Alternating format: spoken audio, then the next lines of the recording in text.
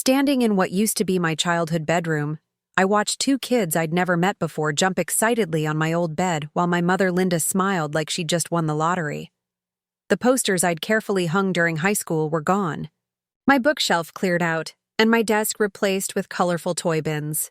When I asked where my belongings went, my father Robert just shrugged and said they'd donated everything to make room for Kevin and Lily, the foster children they'd decided to take in without bothering to mention it to me.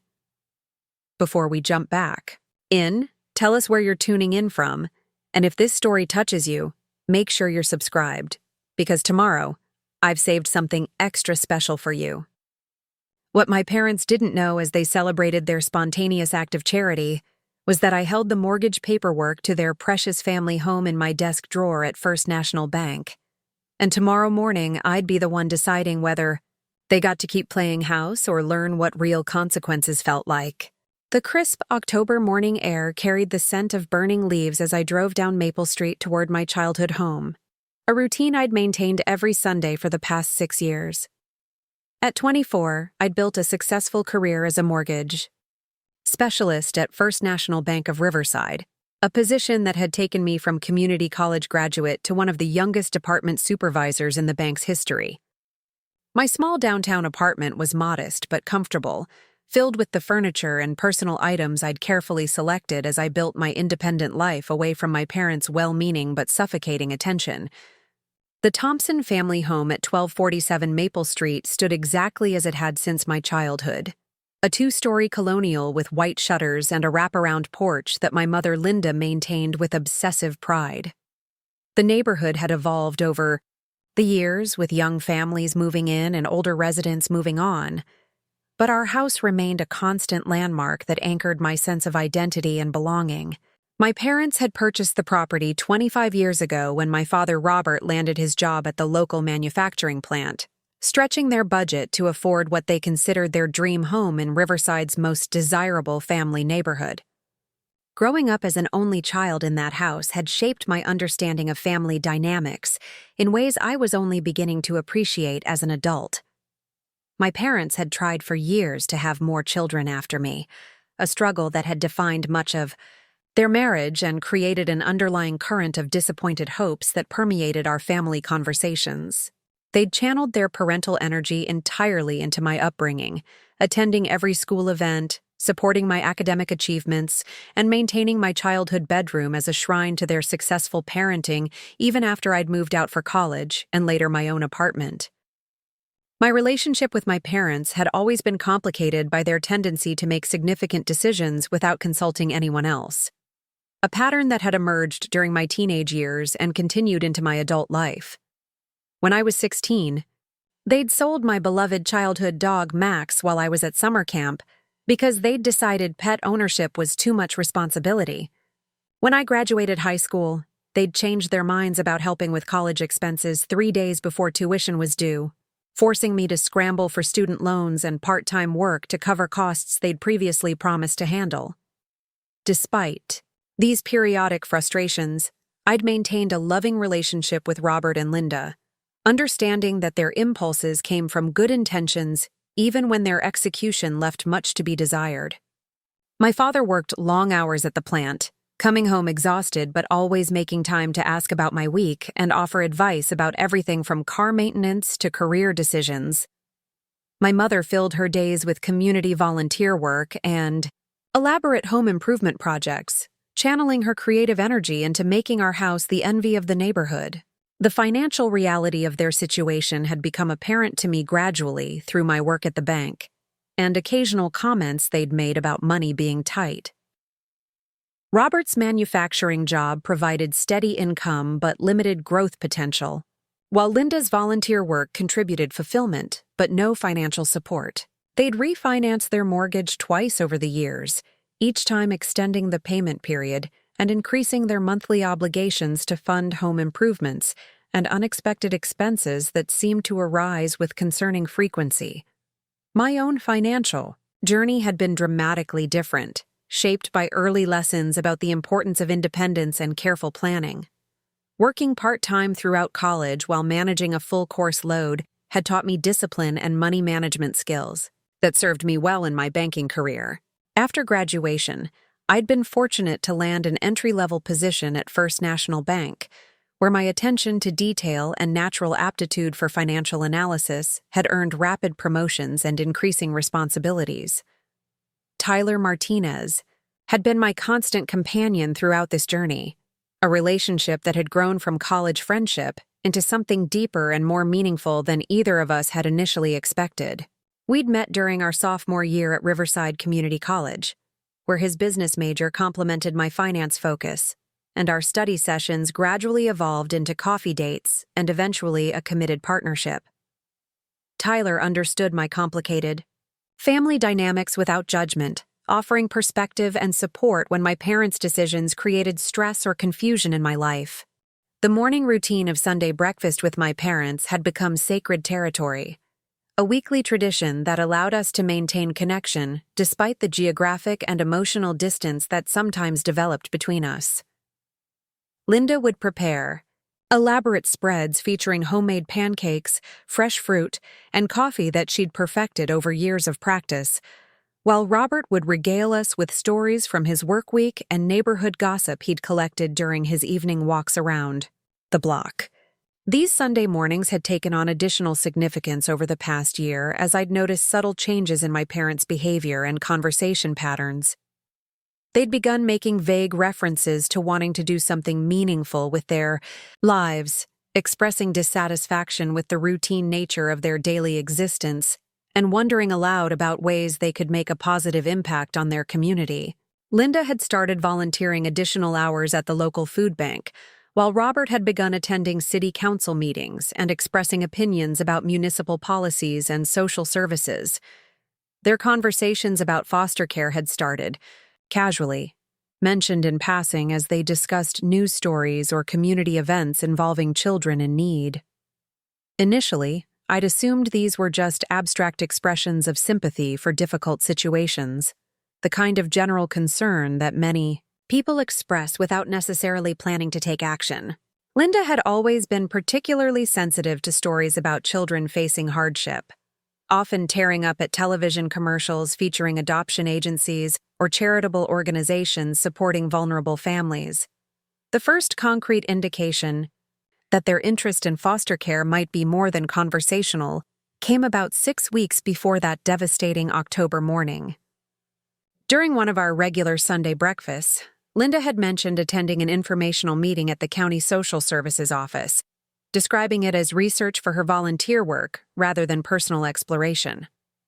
Robert had nodded along, supportively, adding that they'd learned some interesting facts about the number of children in the local system and the urgent need for temporary placement families.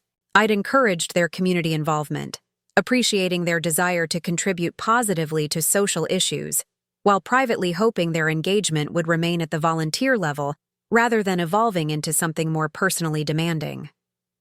My own life was reaching a comfortable equilibrium between career advancement and personal relationships, with Tyler and I beginning to discuss long-term plans that might eventually include marriage and our own family. The stability of my parents' home and their predictable routines provided an anchoring foundation that I'd come to rely on more than I'd consciously realized. The subtle changes in their weekend conversations should have prepared me for what was coming, but I'd interpreted their increased interest in child welfare issues as intellectual curiosity rather than preparation for dramatic lifestyle changes. When Linda mentioned attending additional training sessions and completing paperwork related to foster care, I'd assumed she was pursuing more intensive volunteer opportunities rather than preparing to become licensed foster parents herself. My work at First National Bank had given me unique insight into the financial challenges facing many families in Riverside County, including those involved in the foster care system. Through mortgage applications and loan consultations, I'd learned about the economic pressures that sometimes contributed to family instability and the complex financial requirements associated with providing care for additional children. The bank often processed payments related to foster care stipends and support services, giving me professional familiarity with the administrative aspects of the system. This professional knowledge had made me particularly aware of the financial implications associated with expanding household size and responsibilities.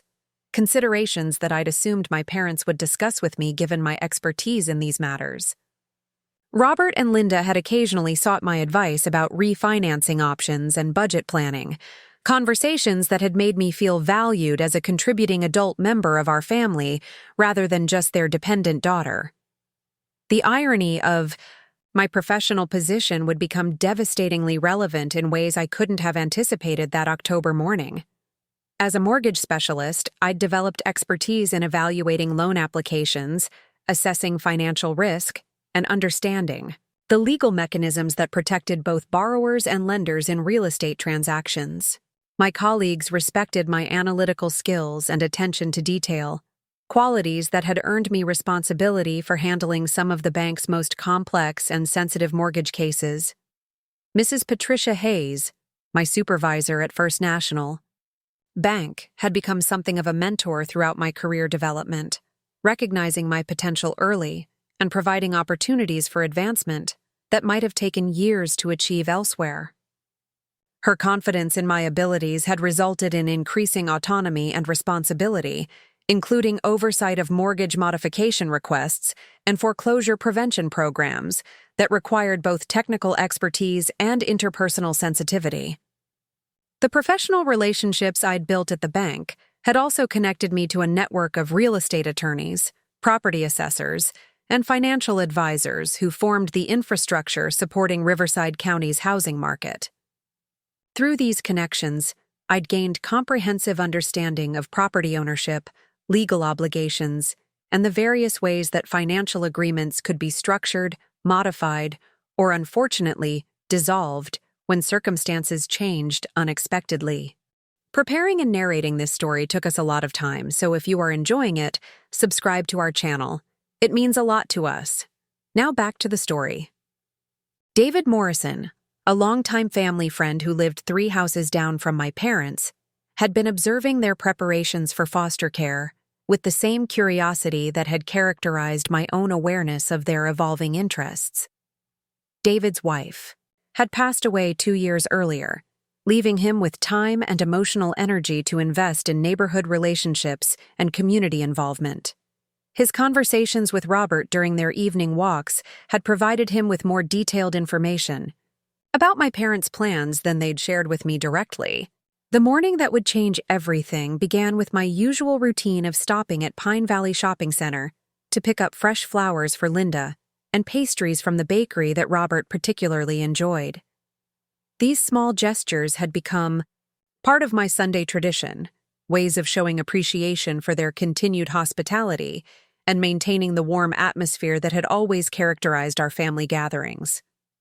The October weather was particularly beautiful that day, with clear skies and moderate temperatures that seemed to promise a perfect day for family connection and relaxation. Carol Stevens, our next-door neighbor for the past 15 years, was working in her garden when I pulled into my parents' driveway that morning. She waved cheerfully and called out a greeting, mentioning that she'd seen some activity at the house earlier in the week, but hadn't had a chance to catch up with Linda about what was happening. Her casual comment should have alerted me that something unusual was taking place, but I'd interpreted it as reference to my mother's periodic redecorating projects rather than indication of more fundamental changes occurring inside the house. The front door was unlocked when I arrived, a family tradition that reflected the safe, trusting nature of our neighborhood and my parents' confident assumption that nothing bad would happen in their carefully maintained corner of Riverside. The familiar sounds of breakfast preparation drifted from the kitchen, accompanied by voices I didn't immediately recognize. Children's laughter mixed with adult conversation that suggested our usual quiet Sunday morning was going to be different than expected. Linda's voice carried unusual excitement as she called out my arrival to whoever was gathered in the kitchen, her tone containing an energy and enthusiasm that I'd rarely heard in recent years. Robert's deeper voice responded with equal warmth, adding comments about perfect timing and special surprises that created anticipation mixed with growing concern about what I might discover when I rounded the corner into our family's traditional gathering space. The scene that greeted me in the kitchen challenged every assumption I'd made about my parents' lives and priorities. forcing me to rapidly recalibrate my understanding of their recent behavior and future plans. Two children I'd never seen before were seated at our familiar breakfast table, a boy who appeared to be around 10 years old, and a younger girl who couldn't have been more than 8, both eating pancakes with the focused intensity of kids who weren't entirely sure when their next meal might appear. Linda was hovering over them with maternal attention that seemed both genuine and slightly performative, asking questions about syrup preferences and juice choices with the kind of detailed care she'd once reserved for my own childhood breakfast experiences. Robert stood nearby with his coffee mug, smiling with satisfaction and pride as he watched his wife interact with the children, occasionally offering comments about weekend plans and activities that suggested these weren't temporary visitors, but residents with established routines and expectations. The introduction that followed felt surreal and disconnected from reality, as if I'd accidentally walked into someone else's family gathering rather than my own predictable Sunday morning tradition. Linda's explanation about Kevin and Lily joining their family came delivered with breathless excitement, as if she were announcing wonderful news that everyone would naturally celebrate, rather than revealing a decision that would fundamentally alter every aspect of their domestic life and financial situation. Kevin looked up from his pancakes with curious eyes that held the cautious intelligence of a child who'd learned to assess new adults carefully before deciding whether they represented safety or potential threat. Lily remained focused on her breakfast, but glanced periodically in my direction with the hyper-vigilant awareness that often characterized children who'd experienced instability and uncertainty in their young lives.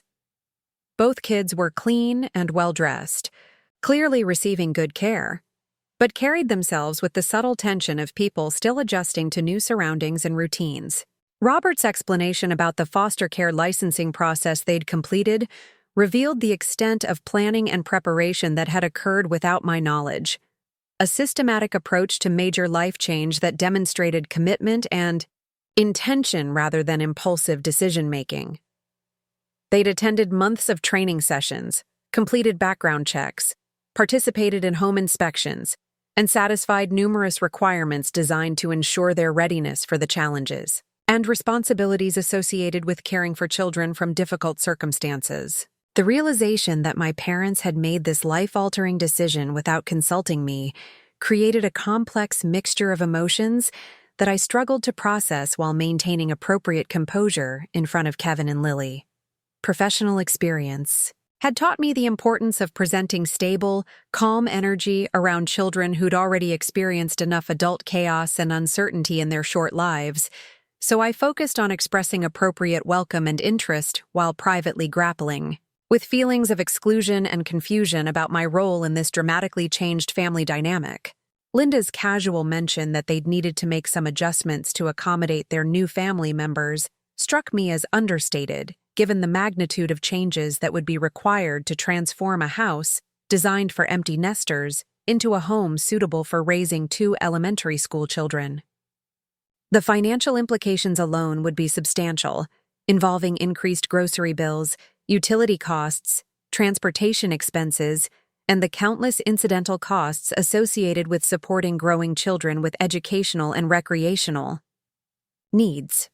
When I asked about these practical considerations, hoping to understand how they'd planned for the economic impact of their decision, Robert and Linda exchanged glances that suggested they'd discussed these concerns, but perhaps hadn't developed comprehensive solutions.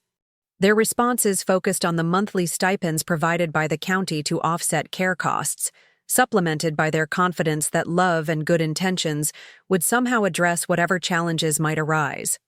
The mention of room arrangements finally prompted me to ask about the practical logistics of housing 2 additional people in a home that had been configured for adult occupancy, with my former bedroom serving as Linda's craft room and the guest room functioning as Robert's home office space.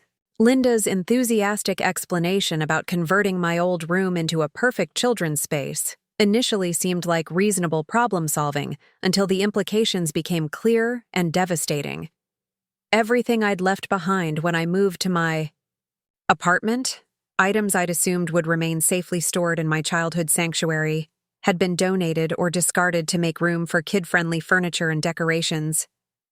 The books that had shaped my intellectual development, awards and memorabilia from academic achievements, photographs and personal items that represented my history and identity, all had been cleared out as if my connection to that space and those memories held no significance worth preserving. The casual way Linda described this elimination of my personal history, as if she were discussing routine spring cleaning rather than erasing physical evidence of my childhood and development, revealed a perspective on family relationships that differed dramatically from my own understanding of respect and consideration. The assumption that I no longer needed or wanted access to these items, made without consultation or even notification, demonstrated a level of presumption that left me speechless and hurt. Robert's supportive nodding during Linda's explanation indicated that this decision had been discussed and agreed upon between them, a collaborative choice to prioritize their new foster children's immediate needs over any sentimental value I might attach to childhood possessions and memories. Their excitement about creating a welcoming environment for Kevin and Lily was genuine and admirable, but their method of achieving this goal revealed concerning disregard for my feelings and connection to our family home. The financial reality underlying this situation began to crystallize as I observed the evidence of recent purchases scattered throughout the house. New furniture and supplies that represented significant expense for parents whose budget had already been stretched by refinancing and extended mortgage obligations. The children's bedroom had been completely outfitted with twin beds, dressers, toys, and decorative elements that must have cost thousands of dollars, money my parents didn't have available without creating additional financial stress. Standing in that transformed kitchen, watching my parents beam with pride about their spontaneous family expansion while two children I'd never met consumed breakfast at our table, I felt the ground shifting beneath my understanding of family loyalty, communication, and respect. The magnitude of their decision was matched only by the completeness of their failure to include me in conversations that would fundamentally alter our family dynamic and my relationship to the home that had anchored my sense of identity and belonging. Tyler's morning text message asking about breakfast plans suddenly seemed to represent a lifeline to sanity and perspective. A reminder that my real life existed beyond this confusing family drama, and that I had choices about how to respond to my parents' unilateral decision to reshape our family without consideration for my feelings or input. The urge to flee this uncomfortable situation competed with curiosity about how this arrangement would actually function and concern about the children who'd been placed into this impulsive family expansion. Kevin and Lily finished their breakfast and asked politely to be excused, demonstrating the careful manners of children who'd learned to navigate adult situations with diplomatic caution. Linda granted permission with maternal authority that seemed both natural and slightly forced, as if she were still learning how to inhabit her new role as foster mother while maintaining the confident facade that had always characterized her approach to family management and social situations. The conversation that followed their departure to watch television in the living room revealed additional details about my parents' preparation and planning that made their failure to include me even more inexplicable and hurtful. They'd consulted with social workers, attended support group meetings, read books about foster care, and completed extensive paperwork, all without mentioning any of these activities during our weekly Sunday conversations over the past several months. Linda's explanation that they'd wanted to surprise me with this wonderful addition to our family demonstrated a fundamental misunderstanding of appropriate adult communication and decision-making processes. The assumption that I would automatically celebrate their choice without being given opportunity to express concerns, ask questions, or prepare emotionally for these changes revealed expectations about my role in the family that differed significantly from my own understanding of mutual respect and consideration. Robert's defensive tone when I questioned their decision-making process suggested awareness that their approach had been problematic, but his justifications focused on urgency and opportunity rather than acknowledgement of my legitimate right to be included in discussions affecting our family structure. The implication that consulting me would have somehow delayed or complicated their ability to help children in need created a false dichotomy that avoided addressing the real issue of communication and respect. The growing tension in our conversation was interrupted by sounds from the living room indicating that Kevin and Lily needed attention, providing temporary relief from an increasingly uncomfortable discussion about family boundaries and decision-making authority. Linda hurried to address whatever situation had arisen, leaving Robert and me alone in the kitchen, where the silence revealed the depth of misunderstanding and hurt that had developed in the space of one devastating breakfast conversation. My father's attempt to explain their reasoning revealed genuine care for vulnerable children, combined with romantic notions about family expansion that seemed disconnected from practical realities about money, space, time, and emotional resources. His surprise at my reaction suggested that he genuinely expected me to share their enthusiasm without reservation, a misreading of my personality and values that indicated how little he understood about my perspective on major life decisions and family communication. The realization that I needed to leave this situation before saying something I might regret prompted me to gather my purse and car keys while explaining that I had other commitments requiring my attention. Linda's hurt expression when I declined to stay longer revealed her expectation that I would want to spend time getting to know Kevin and Lily, establishing relationships that would support their expanded family dynamic and validate their decision to pursue foster care. The drive back to my apartment provided time to process the morning's revelations and begin understanding the full implications of my parents' decision for my relationship with them and my connection to the family home that had represented stability and belonging throughout my life. The casual destruction of my personal history, combined with their assumption that I would automatically support decisions made without my input, forced me to reconsider fundamental assumptions about family loyalty and mutual respect. Tyler was waiting in my apartment parking lot when I arrived, having recognized from my text messages that something significant had occurred during my visit with my parents. His presence provided immediate comfort and perspective, someone who understood my family dynamics well enough to appreciate the magnitude of what had happened without requiring extensive explanation or justification for my emotional response to their announcement and revelation. His questions about the practical aspects of my parents' decision revealed concerns that mirrored my own professional understanding of the financial and logistical challenges they would face. The cost of supporting 2 additional household members, combined with their existing mortgage obligations and limited income growth potential, created a mathematical problem that good intentions alone couldn't solve regardless of their genuine desire to help vulnerable children. The conversation with Tyler helped clarify my feelings about the morning's events, distinguishing between my support for foster care as a social good and my objections to my parents' failure to communicate about decisions affecting our family structure. His perspective on healthy adult relationships and appropriate boundaries provided validation for my sense that something fundamental had been violated in their approach to this major life change. As afternoon faded into evening, the full weight of the situation began to settle into a clear understanding of the choice I faced about how to respond to my parents' decision and what it revealed about their view of my role in the family. The casual destruction of my personal history, the assumption that I would support decisions made without my consultation, and the financial impossibility of their current trajectory combined to create a situation requiring decisive action rather than passive acceptance. The irony of my professional position at First National Bank, where I spent my days evaluating mortgage applications and assessing financial risk, was not lost on me as I contemplated my parents' situation.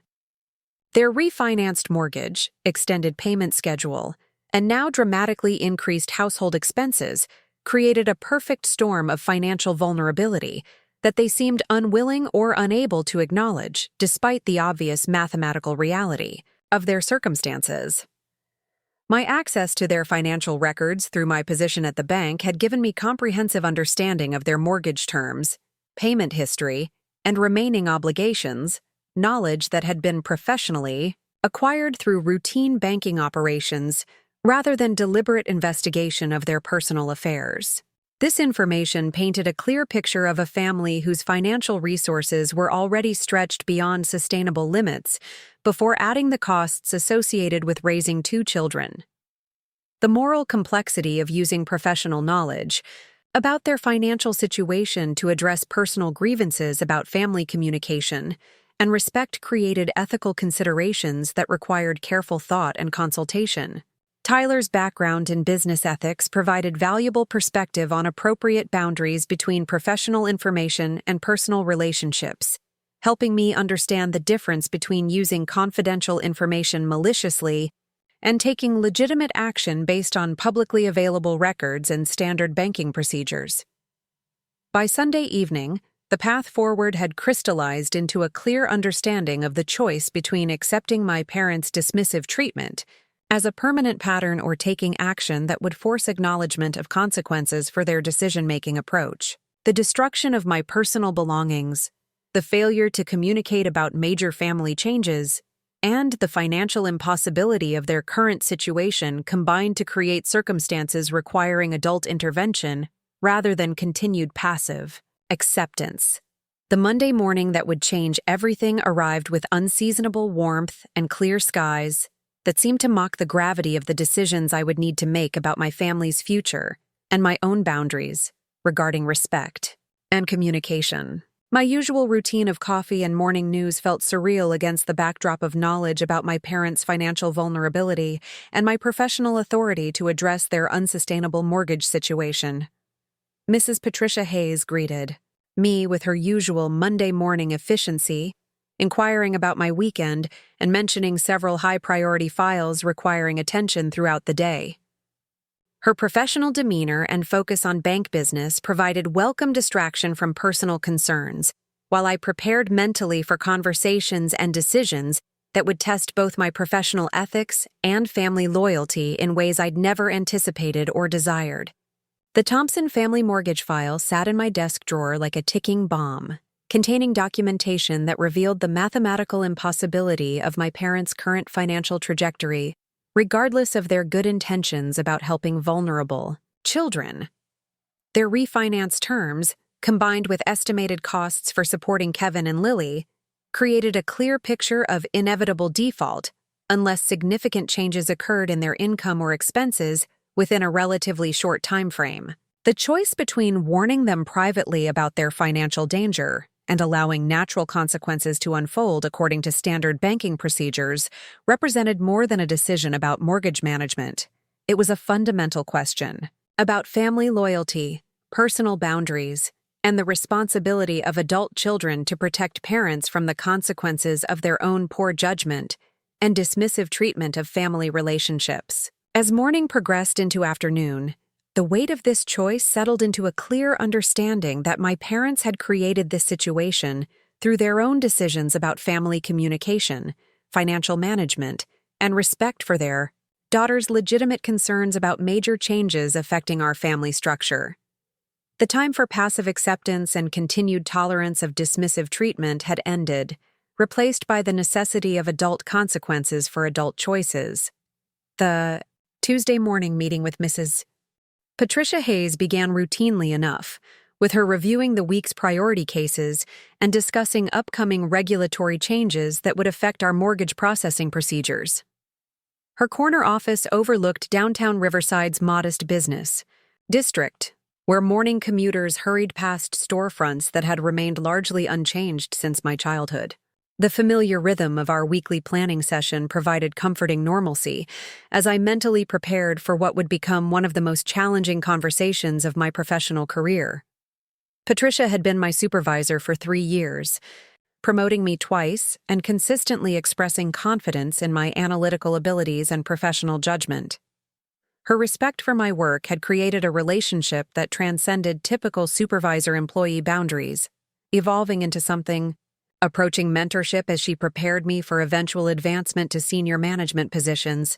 This established trust would prove crucial as I navigated the ethical complexities of my family's situation and my professional responsibilities. The Thompson mortgage file remained locked in my desk drawer, but its contents dominated my thoughts. as Patricia outlined new quality control procedures and discussed staffing changes in other departments. My parents' financial documentation painted an increasingly dire picture. When combined with the estimated costs of supporting 2 additional household members, costs they seemed unwilling or unable to acknowledge, despite the mathematical certainty of their situation. Kevin and Lily's presence in my childhood home represented more than temporary placement, according to the conversations I'd overheard during my abbreviated Sunday visit. Linda had mentioned long-term plans and her hope that the children might remain permanently if their family reunification efforts failed, a scenario that would transform emergency foster care into indefinite financial obligation, without corresponding increase in my parents' limited income. The county stipend for foster care, while helpful, would cover only a fraction of the actual costs associated with raising 2 school-aged children. Food, clothing, medical expenses, educational supplies, recreational activities, and countless incidental costs would quickly overwhelm a budget already strained by refinanced mortgage payments and the normal expenses of maintaining a home in Riverside's desirable neighborhood. Tyler had spent Monday evening helping me research foster care requirements and associated costs, his business background providing perspective on the financial realities my parents seemed determined to ignore. His support validated my concerns, while offering emotional stability as I grappled with the implications of their decision and my growing awareness of the power I held to address their unsustainable situation. Our research revealed that successful foster families typically possessed either substantial financial reserves or significantly higher income levels than my parents enjoyed. The social workers who had approved their application had likely focused on emotional readiness and home environment, rather than conducting thorough analysis of their long-term financial capacity to support expanded household responsibilities. Wednesday brought the first concrete indication that my parents' optimistic assumptions about managing their new responsibilities might not align with reality. Linda called my work number, something she rarely did, explaining that she needed advice about budgeting and household expenses now that their family had grown. Her voice carried stress and uncertainty that contradicted the confident enthusiasm she'd displayed during Sunday's announcement about Kevin and Lily. The conversation revealed that they'd already encountered unexpected costs in their first week of foster care, including emergency dental work for Kevin and school supplies for both children that hadn't been covered by their initial placement preparations. Linda's questions about loan options and credit availability suggested they were considering borrowing money to cover expenses they hadn't anticipated when making their decision to pursue foster care. My professional training had taught me to recognize warning signs of financial distress, and Linda's call exhibited classic patterns of people realizing they'd overextended themselves without adequate preparation or planning. Her request for information about personal loans and credit line increases indicated they were already considering debt as a solution to cash flow problems that would only intensify as time progressed. The temptation to offer direct financial advice was complicated by my awareness of their mortgage situation and my professional obligation to maintain appropriate boundaries between family relationships and banking responsibilities. Instead, I suggested they schedule a formal appointment to discuss their options with a loan officer, knowing that such consultation would reveal the mathematical impossibility of their current trajectory to an objective professional.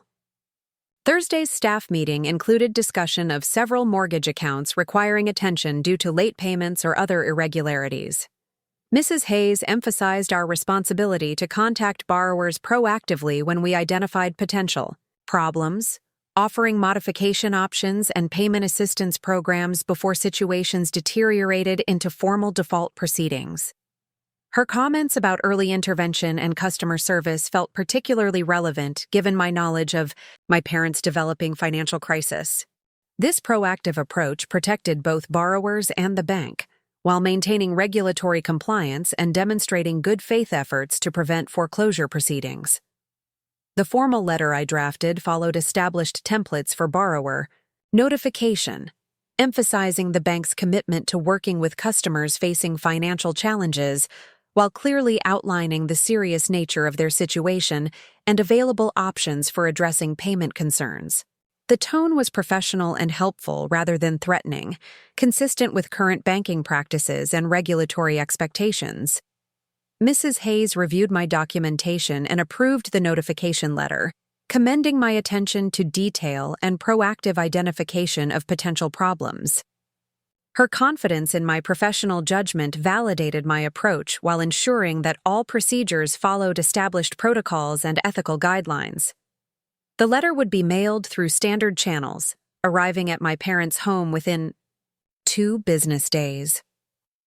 Tuesday evening brought an unexpected call from David Morrison, our longtime family friend and neighbor.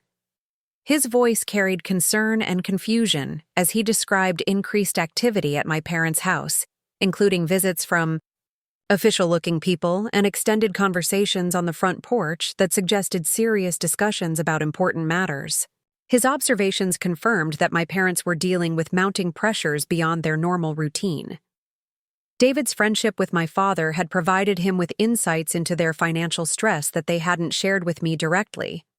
Robert had mentioned concerns about unexpected expenses and difficulties managing their budget since Kevin and Lily's arrival, conversations that revealed growing awareness of problems they'd initially dismissed as temporary adjustments.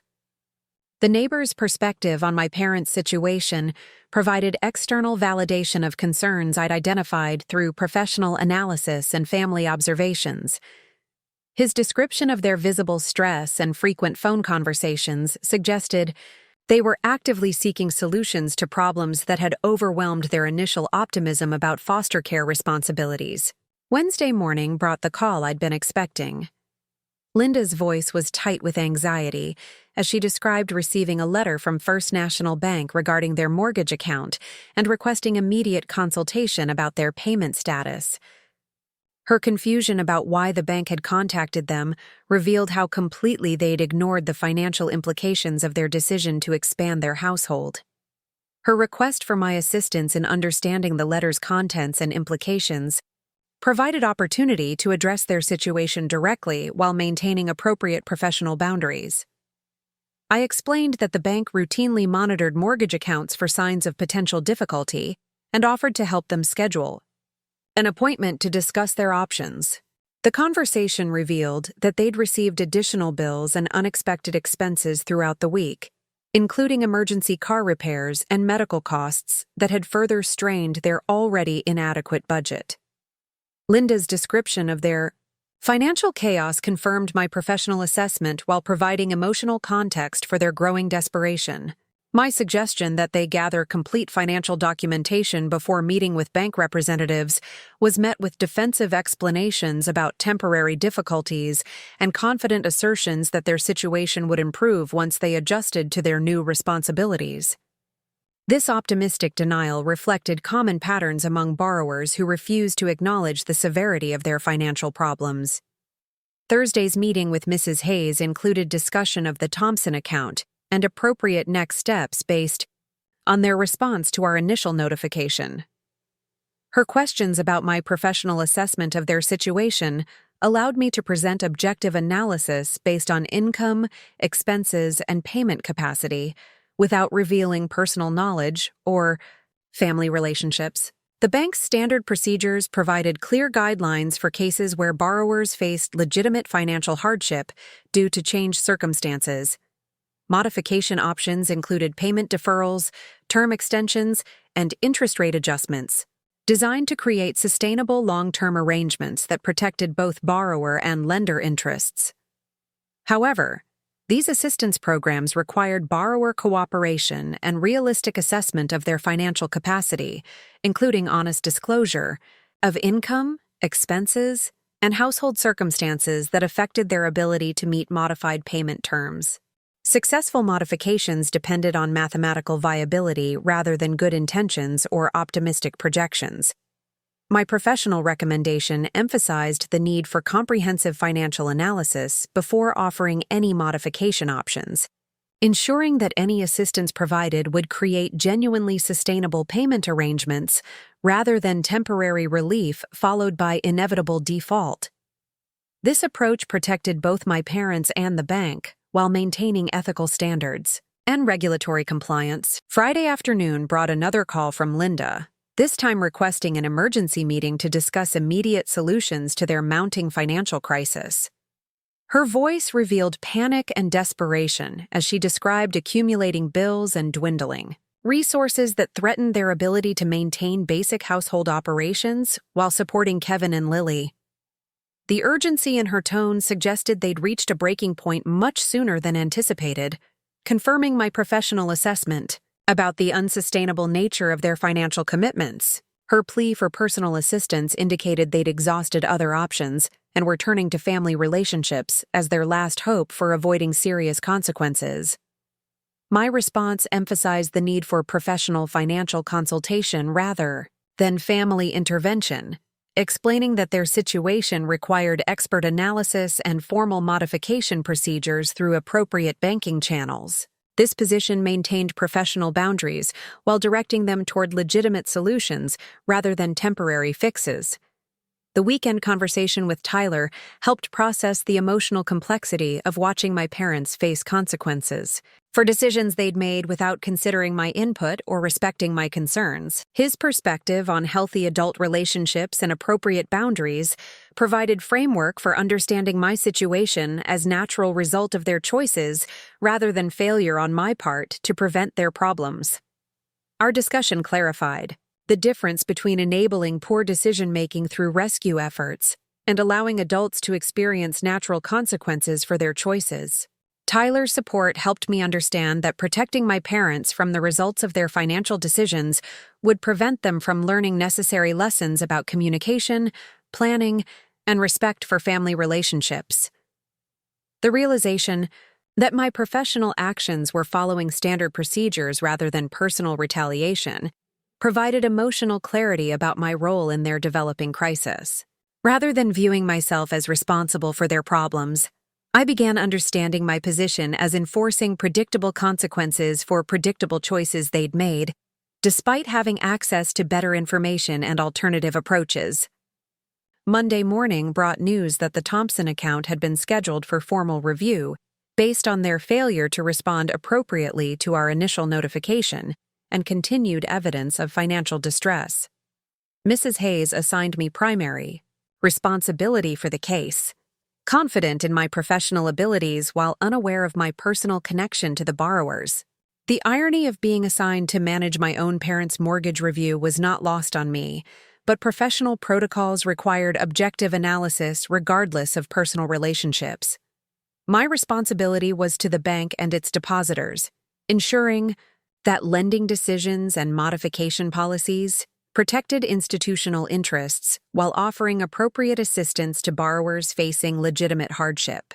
The formal review process would require comprehensive analysis of income, expenses, assets, and liabilities to determine whether modification options could create sustainable payment arrangements or whether the account represented unacceptable risk requiring more severe intervention. This analysis would be based entirely on financial documentation rather than personal knowledge or family relationships. Tuesday's documentation request to the Thompson borrowers included standard forms for income verification, expense disclosure, and financial statement preparation.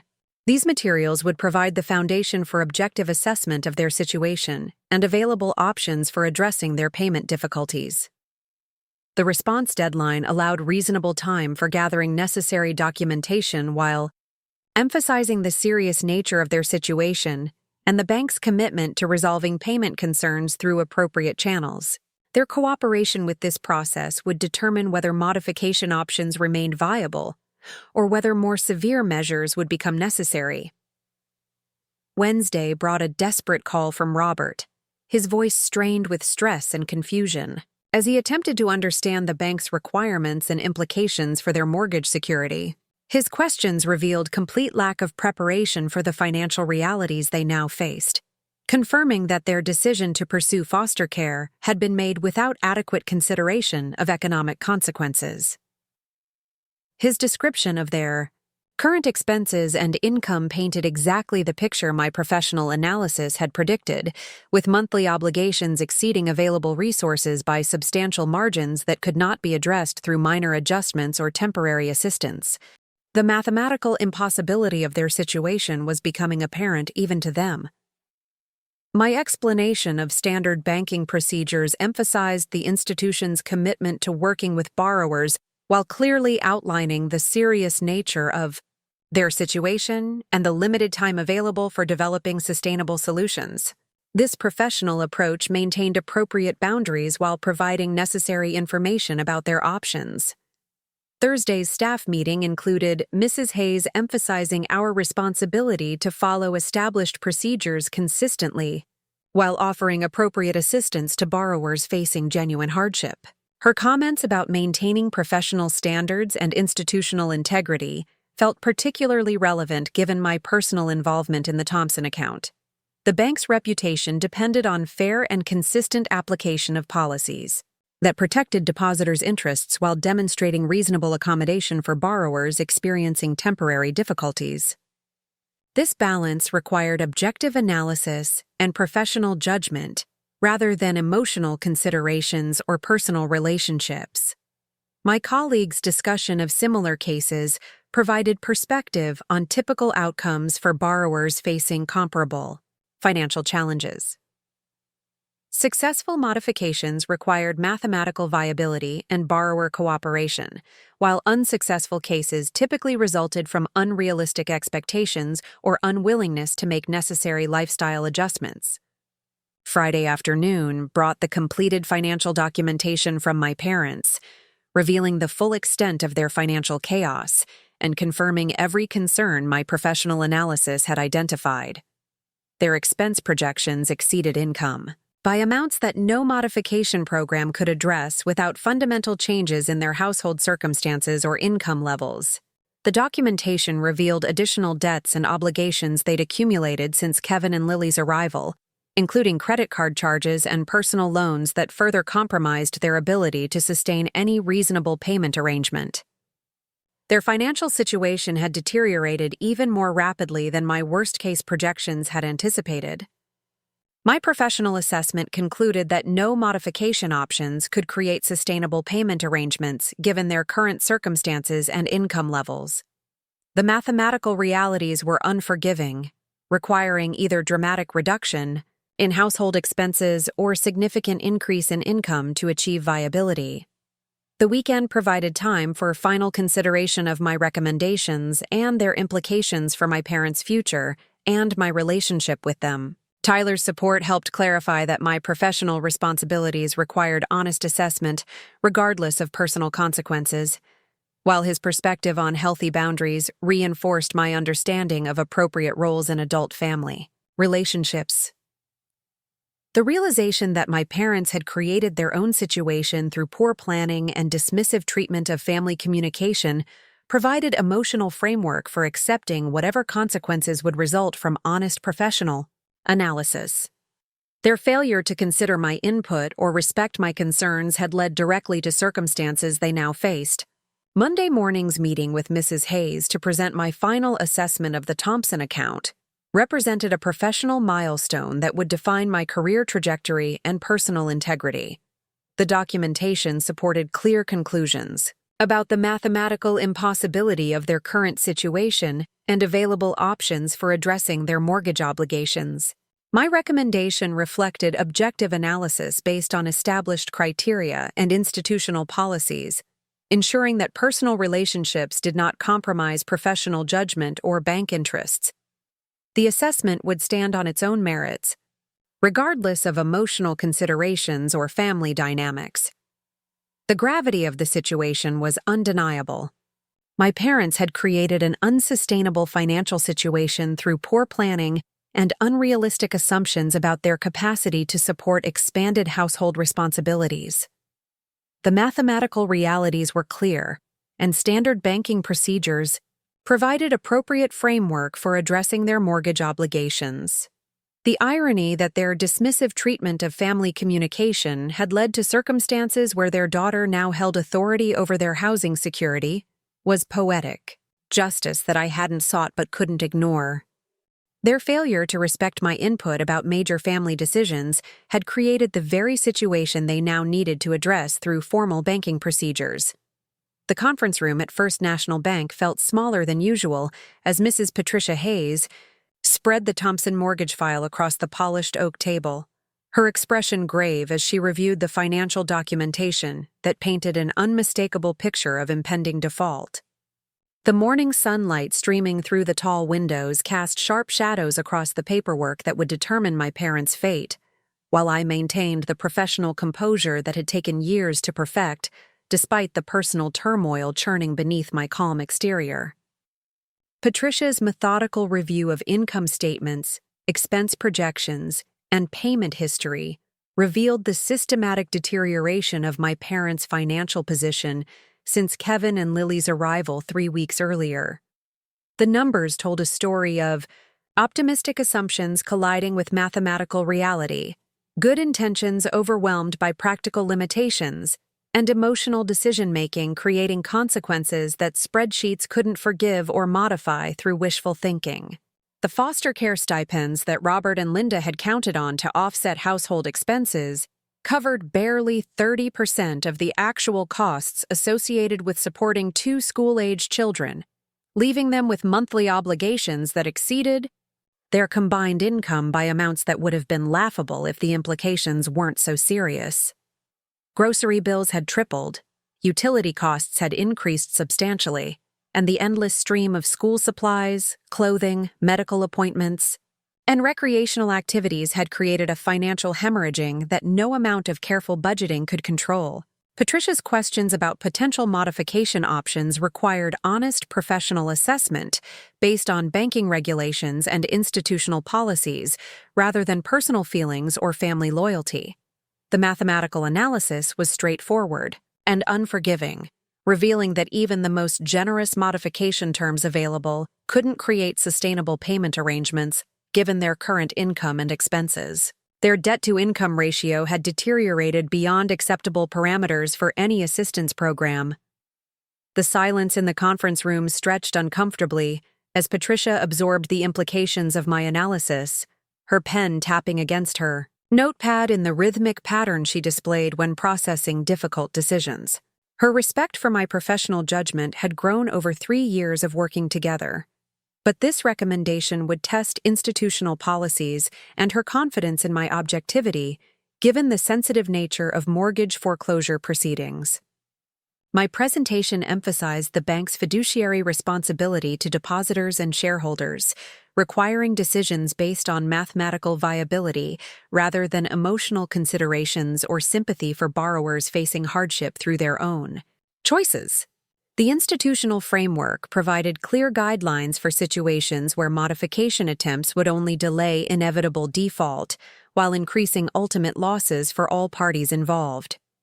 Patricia's eventual nod indicated acceptance of my professional assessment, though her expression revealed understanding of the personal difficulty inherent in recommending foreclosure proceedings against family members. Her questions about alternative approaches and timeline considerations reflected both institutional caution and recognition that this case would require particularly careful handling given regulatory oversight and community relations concerns. The formal notice of intent to foreclose would be generated through standard legal channels, providing Robert and Linda with required notification periods and opportunities for last-minute resolution through payment of arrearages or successful modification applications. These procedural safeguards protected both borrower rights and institutional interests, while ensuring compliance with federal and state regulations governing mortgage enforcement actions. My role in the foreclosure process would continue through completion unless conflicts of interest emerged that required reassignment to other personnel. Patricia's confidence in my professional handling of the case reflected her assessment that personal relationships wouldn't compromise my judgment or the bank's interests, a trust I intended to justify through consistent application of established policies and procedures. The afternoon meeting with the bank's legal counsel, Mr. James Walker, focused on procedural requirements and timeline considerations for the Thompson foreclosure case. His decades of experience with mortgage enforcement provided perspective on typical borrower responses and strategies for maintaining professional standards while protecting institutional interests throughout what could become a lengthy and contentious process. Walker's questions about my relationship to the borrowers prompted disclosure of family connections that could potentially create conflicts requiring special handling or reassignment of responsibilities. His assessment that professional expertise and institutional loyalty took precedence over personal relationships validated my approach while establishing clear expectations for maintaining appropriate boundaries throughout the foreclosure proceedings. The legal timeline allowed 90 days from initial notice to potential sheriff's sale, providing multiple opportunities for borrowers to address their obligations through payment arrangements, successful loan modifications, or voluntary property surrender that would minimize damage to their credit history and future housing options. These procedural safeguards reflected both regulatory requirements and sound business practices designed to protect all parties' legitimate interests. Walker's explanation of typical borrower responses prepared me for potential emotional manipulation, desperate negotiations, and family pressure that often accompanied foreclosure proceedings involving personal relationships. His advice about maintaining professional objectivity and documenting all communications would prove essential as my parents inevitably escalated their efforts to avoid consequences through appeals to family loyalty rather than financial responsibility. The Wednesday morning delivery of foreclosure notices throughout Riverside County included routine service to 1247 Maple Street, where my parents would receive official notification of their mortgage default and the bank's intent to pursue legal remedies unless immediate action addressed their payment obligations. The certified mail receipt would provide legal proof of delivery while triggering the formal timeline for their response options. My anticipation of their reaction was tempered by professional obligation to maintain appropriate distance from personal involvement in their situation. The foreclosure notice would shock them into recognition of consequences they'd ignored, despite multiple warnings and opportunities for proactive communication about their deteriorating financial position. Their response would determine whether any resolution remained possible or whether legal proceedings would continue to their logical conclusion. Tyler's perspective on the situation provided emotional stability as I navigated the complex feelings surrounding my parents' crisis and my professional role in addressing their mortgage default. His business background helped him understand the institutional pressures and ethical considerations that required objective decision-making regardless of personal relationships or family dynamics. Our evening conversations explored the difference between enabling poor financial decisions through family intervention and allowing natural consequences to provide necessary education about responsible planning and communication. Tyler's support validated my professional approach while acknowledging the emotional difficulty of maintaining boundaries when family members faced serious consequences for their choices. The Thursday morning phone call from Linda arrived exactly when Walker had predicted, her voice tight with panic and disbelief as she described receiving legal documents that threatened their home security and demanded immediate resolution of their mortgage obligations.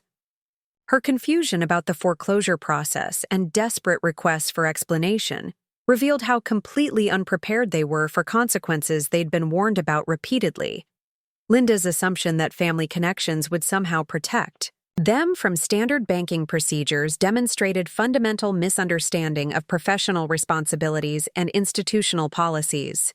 Her emotional appeals and references to their good intentions completely ignored the mathematical realities that had created their situation and the legal obligations that governed mortgage enforcement regardless of personal circumstances. My explanation of foreclosure procedures and available options maintained professional boundaries while providing necessary information about their rights and responsibilities during the legal process. The conversation emphasized their opportunity to address obligations through payment arrangements or successful modification applications, though my professional assessment suggested neither option offered realistic prospects given their deteriorating financial position. The weekend brought increased pressure as extended family members learned about the foreclosure notice and began contacting me with questions, suggestions, and emotional appeals for intervention that ignored both professional ethics and the underlying causes of my parents' financial crisis. These conversations revealed how little our relatives understood about banking operations, legal procedures, or the mathematical impossibility of my parents' current situation. Aunt Margaret's call on Saturday afternoon typified these well-meaning but misguided efforts to pressure me into compromising professional responsibilities for family harmony. Her assumption that I could simply make the problem disappear through internal influence demonstrated complete ignorance of banking regulations, institutional oversight, and the serious legal consequences that would result from any attempt to manipulate mortgage procedures for personal reasons. My patient explanation of professional boundaries and legal requirements failed to satisfy relatives who expected family loyalty to override institutional obligations and ethical considerations. Their inability to understand the difference between appropriate assistance and unethical manipulation reflected broader family patterns of avoiding consequences through emotional pressure rather than addressing underlying problems through responsible action. Uncle Frank's Sunday evening call escalated the emotional manipulation through references to family unity and shared obligations that completely ignored my parents' role in creating their crisis through poor planning and dismissive treatment of family communication. His suggestion that I owed them rescue efforts based on childhood support conveniently overlooked their recent destruction of my personal belongings and exclusion from major family decisions. The Monday morning staff meeting included Mrs. Hayes announcing increased regulatory scrutiny of mortgage modification and foreclosure procedures, emphasizing our obligation to maintain consistent application of policies, regardless of external pressures or personal relationships that might influence individual cases. Her comments felt particularly relevant given the family pressure I'd experienced over the weekend. Patricia's private conversation after the meeting addressed my handling of the Thompson case and potential conflicts that might require reassignment to other personnel. Her questions about family pressure and personal stress revealed concern for both my professional development and institutional protection from any appearance of favoritism or inappropriate influence in mortgage enforcement proceedings. My assurance that professional obligations took precedence over family relationships satisfied her immediate concerns while establishing clear expectations for continued objective handling of the case, regardless of external pressure or emotional manipulation. The conversation reinforced institutional support for appropriate decision-making while acknowledging the personal difficulty inherent in my situation. The Tuesday afternoon meeting with David Morrison provided unexpected insight into my parents' growing desperation and their attempts to mobilize community support for intervention in their mortgage situation. His description of Robert's requests for character references and community petitions revealed their strategy of treating foreclosure proceedings as social rather than financial problems requiring mathematical solutions. David's obvious discomfort with my parents' expectations indicated his recognition that community pressure couldn't address underlying financial problems or override legal obligations that governed mortgage enforcement. His questions about appropriate responses to their requests demonstrated understanding that good intentions couldn't substitute for realistic assessment of their situation and available options. The conversation revealed my parents' failure to accept responsibility for their financial crisis, instead focusing energy on external blame and social manipulation, rather than honest evaluation of their choices and development of realistic solutions. Their approach reflected long-standing patterns of avoiding consequences through emotional appeals, rather than addressing fundamental problems through responsible action. Kevin and Lily's presence complicated community dynamics as neighbors struggled to balance sympathy for innocent children, against recognition that my parents' financial irresponsibility threatened the stability necessary for successful foster care. David's observations about the children's increasing anxiety and confusion suggested they were becoming aware of household stress despite adult attempts to shield them from adult problems. The Wednesday morning call from Carol Stevens, our longtime neighbor, revealed growing community awareness of my parents' situation and division of opinion about appropriate responses to their crisis. Her questions about my role in banking decisions affecting our neighbors demonstrated how quickly personal information spread through small-town social networks. Carol's diplomatic approach to requesting information about mortgage procedures and foreclosure timelines indicated her attempt to gather intelligence for potential community intervention efforts. Her obvious discomfort with asking such questions revealed her recognition that personal relationships shouldn't influence professional decisions, even while hoping for favorable outcomes for longtime neighbors. My explanation of confidentiality, requirements, and professional boundaries provided necessary education about banking regulations, while deflecting pressure for inappropriate disclosure of information about specific cases. The conversation emphasized that foreclosure proceedings followed legal requirements rather than community preferences, regardless of personal relationships or neighborhood dynamics. Thursday's documentation review revealed my parents' attempt to submit modification applications containing financial projections that bore no relationship to their actual income or realistic expense estimates. Their optimistic assumptions about reduced costs and increased earnings demonstrated continued denial about the mathematical realities governing their situation and available solutions.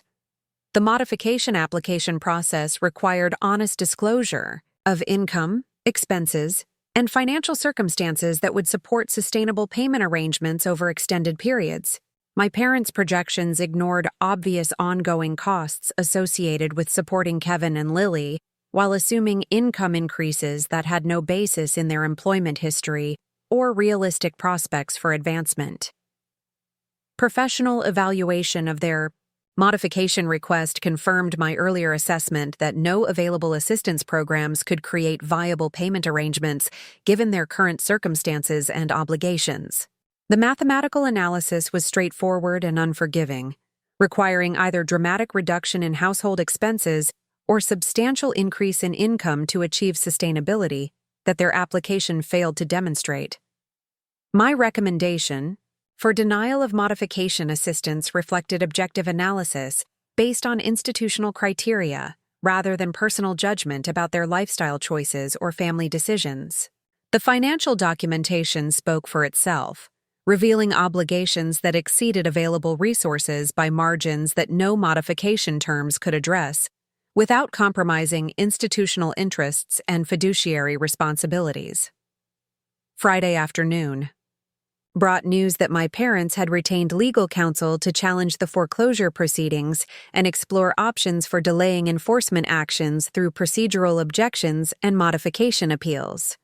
Their attorney's reputation for aggressive tactics and creative legal arguments suggested they intended to make the process as difficult and time-consuming as possible.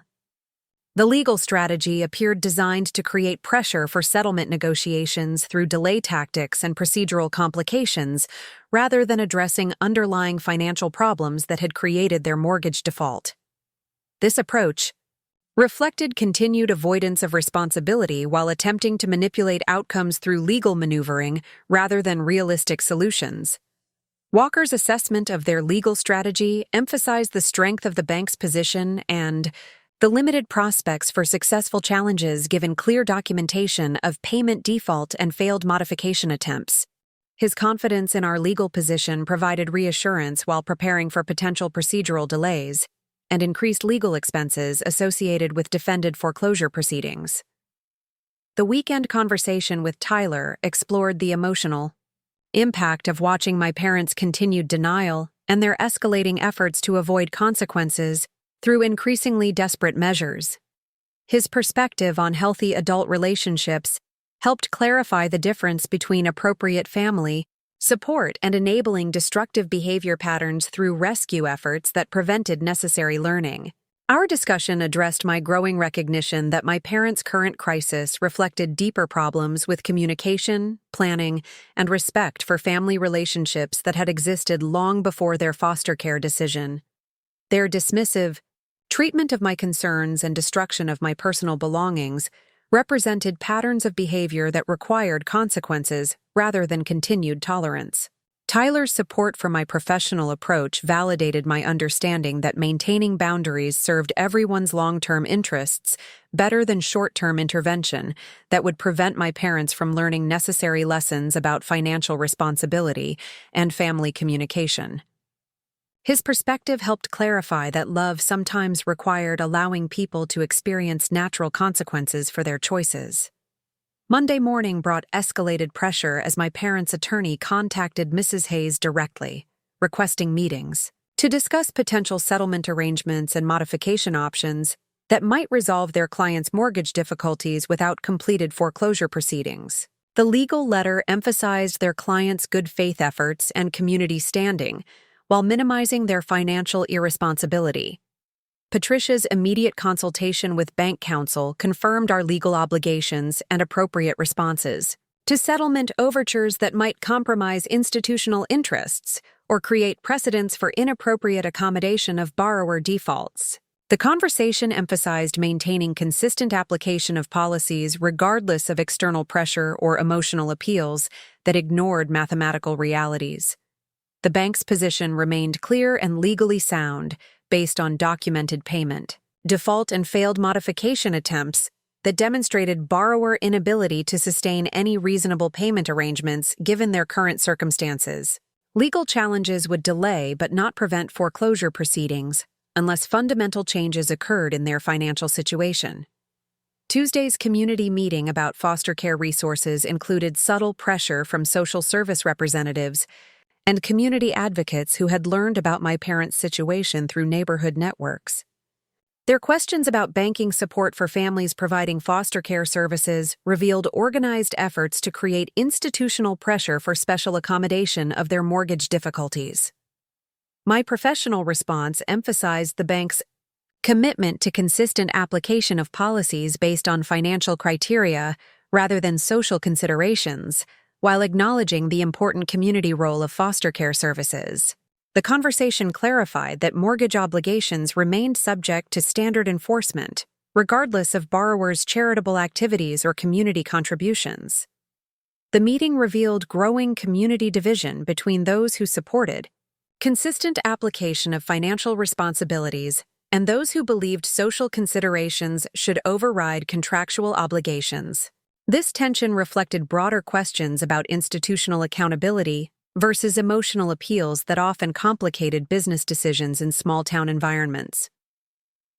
Wednesday afternoon brought direct confrontation as Robert and Linda arrived at the bank, demanding immediate meeting with senior management to discuss their mortgage situation and my role in foreclosure proceedings. Their visible agitation and raised voices created disruption that required security intervention and formal documentation of inappropriate behavior on bank premises. Patricia's handling of the situation demonstrated professional competence while protecting both institutional interests and my personal safety from increasingly desperate family members. Her clear communication about appropriate channels for addressing mortgage concerns emphasized that emotional outbursts and personal confrontations would not influence professional decisions or legal procedures. The incident required formal documentation and consultation with legal counsel about potential restraining orders if my parents continued inappropriate behavior or attempts to create pressure through public disruption. Their escalating desperation suggested they might attempt increasingly problematic approaches as legal proceedings continued toward inevitable conclusion. Thursday's legal consultation addressed security concerns and appropriate responses to continued family pressure that might escalate into workplace harassment or attempts to compromise professional responsibilities through personal intimidation. Walker's advice about documentation and communication protocols provided framework for maintaining professional boundaries while protecting institutional interests. The conversation revealed that family pressure and emotional manipulation represented common tactics in defended foreclosure cases, as borrowers attempted to leverage personal relationships and community connections rather than addressing underlying financial problems through realistic solutions. Professional experience suggested these efforts typically intensified as legal deadlines approached. My commitment to maintaining professional standards regardless of personal consequences reflected understanding that institutional integrity required consistent application of policies and procedures. The alternative would compromise my career prospects while enabling destructive family patterns that prevented necessary learning and growth through natural consequences. Friday morning brought news that my parents had contacted local media outlets about their situation, framing their foreclosure as institutional persecution of community-minded foster families, rather than natural consequences of financial irresponsibility and poor planning. Their public relations strategy reflected continued avoidance of accountability while attempting to manipulate outcomes through social pressure. The media coverage would require careful institutional response that maintained professional confidentiality, while protecting the bank's reputation from misleading characterizations of standard foreclosure procedures. Patricia's experience with public relations challenges provided guidance for appropriate responses that neither compromised borrower privacy nor allowed misrepresentation of institutional policies and legal obligations. The escalating public attention demonstrated my parents' willingness to sacrifice family privacy and community relationships in desperate attempts to avoid consequences for their financial decisions.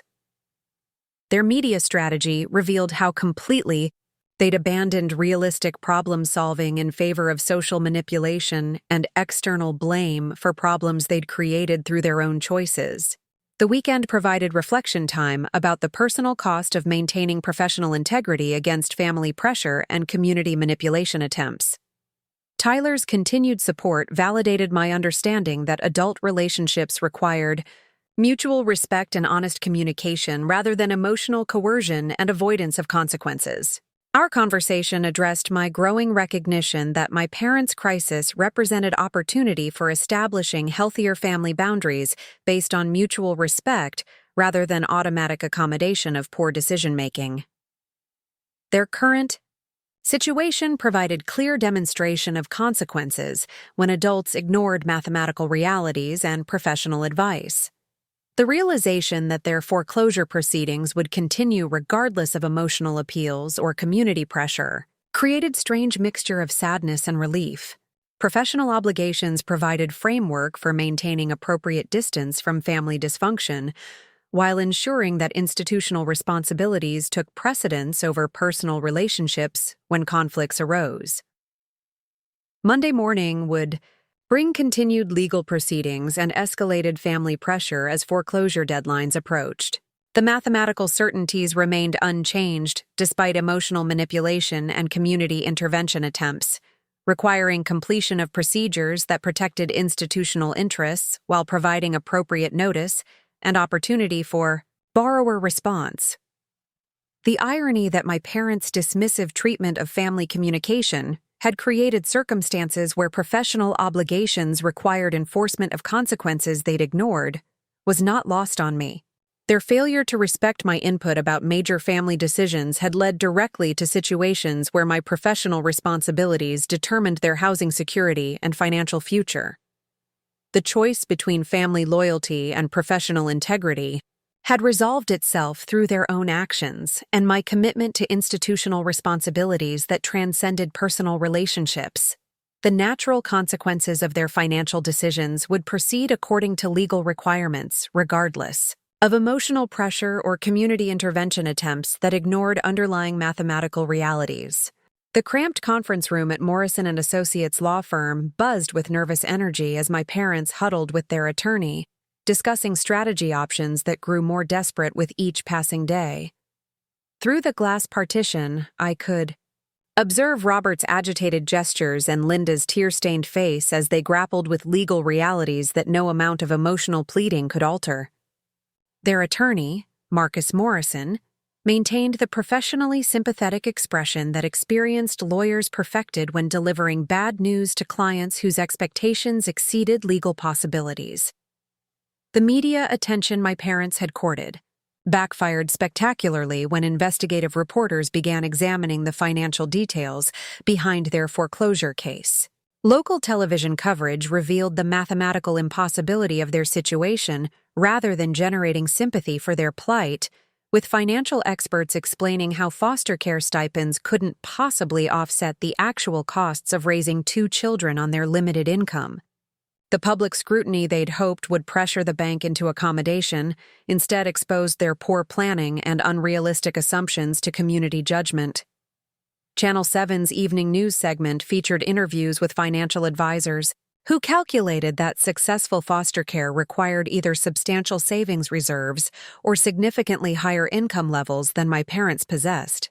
The expert analysis demolished their narrative of institutional persecution, replacing it with clear demonstration of financial irresponsibility and the predictable consequences of expanding household obligations without adequate preparation or realistic budgeting. The newspaper's follow-up investigation revealed additional details about their refinancing history and previous financial struggles that painted a picture of ongoing money management problems predating their foster care decision. Public records showed multiple late payments, credit issues, and borrowing patterns that suggested systemic financial dysfunction rather than temporary hardship caused by charitable activities. Kevin and Lily's social worker, Ms. Jennifer Walsh, contacted my parents about concerns regarding household stability and the children's emotional well-being in an environment characterized by increasing stress and uncertainty. Her professional assessment emphasized that successful foster care required stable home environments where children could feel secure rather than anxious about adult problems beyond their control or understanding. The formal review process initiated by the Department of Children and Family Services reflected standard procedures when foster families experienced significant life changes that might affect their capacity to provide appropriate care. Walsh's questions about financial stability, housing security, and stress management revealed institutional awareness that my parents' situation had deteriorated beyond acceptable parameters for continued placement. Linda's desperate phone calls to my apartment increased in frequency and intensity as the reality of losing both their home and foster care status became undeniable.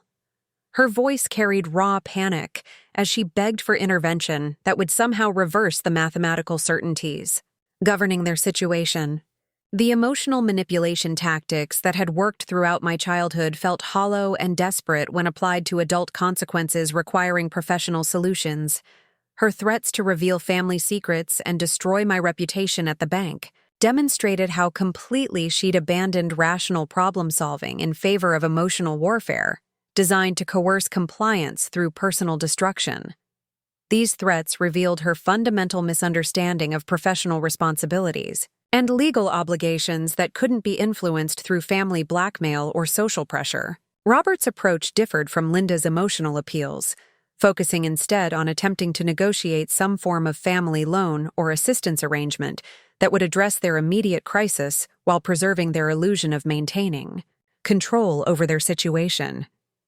His proposals ignored both my limited personal resources and the professional conflicts that would result from any appearance of family favoritism in institutional decisions.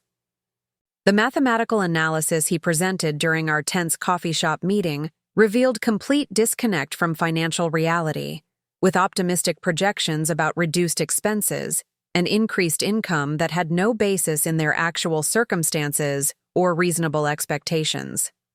His assumptions about magical solutions to structural problems demonstrated the same unrealistic thinking that had created their crisis. Tyler's presence during family confrontations provided emotional support and objective perspective that helped me maintain appropriate boundaries despite escalating pressure and manipulation attempts. His business background enabled him to challenge my parents' financial assumptions with factual analysis that exposed the flaws in their reasoning without becoming emotionally entangled in family dynamics. The evening when Robert and Linda arrived unannounced at my apartment, accompanied by Kevin and Lily, represented a new low in their campaign of emotional manipulation. Using the children as props in their desperate attempt to generate sympathy, crossed ethical boundaries that revealed how completely their judgment had been compromised by panic and denial. Kevin's obvious confusion about the adult conversation and Lily's quiet tears demonstrated the emotional damage being inflicted on innocent children through my parents' refusal to accept responsibility for their financial decisions. The scene crystallized my understanding that enabling their dysfunction would ultimately harm the very children they claimed to be protecting through their foster care mission. Tyler's intervention during this confrontation established clear boundaries about appropriate behavior while protecting both the children and our living space from further manipulation attempts. His calm but firm insistence that they leave immediately prevented escalation, while demonstrating that their tactics would not be tolerated in our home. The legal deadline for cure of mortgage default arrived with mechanical precision, unaffected by emotional appeals or community pressure campaigns that had consumed my parents' energy for weeks.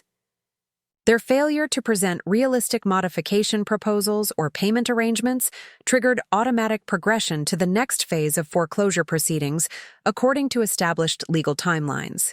Mrs. Hayes called an emergency staff meeting to address the increased public attention surrounding the Thompson foreclosure case and ensure that all personnel understood their professional obligations regarding confidentiality and appropriate responses to media inquiries. Her emphasis on institutional integrity and consistent policy application provided reassurance while acknowledging the unusual circumstances surrounding this particular case. The meeting included legal counsel's presentation about employee rights and responsibilities when family members became subjects of bank enforcement actions. Walker's clear explanation of professional obligations and personal protections helped clarify appropriate boundaries, while ensuring that institutional interests remained paramount, regardless of external pressure or emotional manipulation. Patricia's private conversation after the meeting addressed my continued assignment to the Thompson case and potential reassignment if family pressure created workplace disruption or compromised my ability to perform professional duties objectively.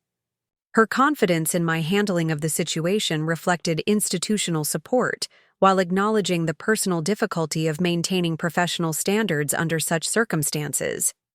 The formal notice of foreclosure sale date arrived at 1247 Maple Street through certified mail, establishing the final timeline for resolution of my parents' mortgage obligations through either full payment of arrearages or successful completion of previously rejected modification applications.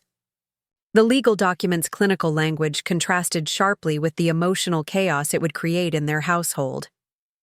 David Morrison's awkward conversation about the foreclosure notice revealed neighborhood awareness of my parents' deteriorating situation and growing concern about property values and community stability.